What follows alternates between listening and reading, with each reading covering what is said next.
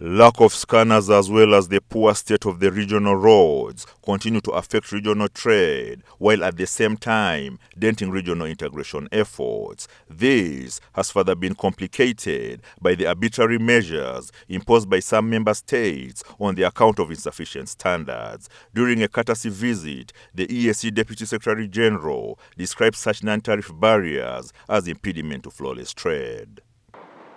I also intend to discuss collaboration with the Bureau to try and establish which are the areas that we need to focus on to ensure that any challenges, any barriers that can be attributed to standards can be addressed.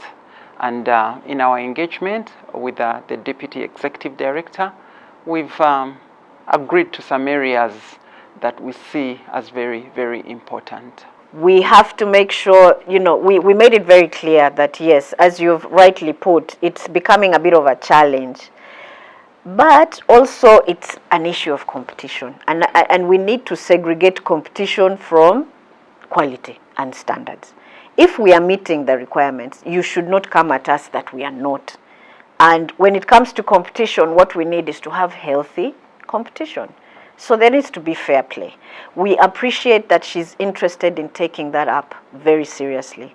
She already mentioned that she'll be meeting the DG of South Sudan. So that's very useful for us.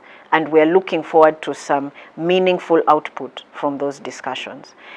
We've made it clear that we would like this to be taken up at the EAC because the issue of quality is always being mentioned, but the data is never being presented, and that's not right.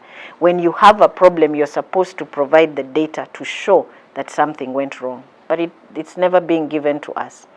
So we are hoping that will help and that we will be given an opportunity to show what Uganda is doing to make sure the quality of our products is okay. Uganda has been involved in several situations with her neighbors over the country's exports, with standards being used as the reason for instituting certain non-tariff barriers. As to whether this effort will yield fruits, leading to free flow of trade, only time will tell. Ismail Musa, Ladu, NTV Business.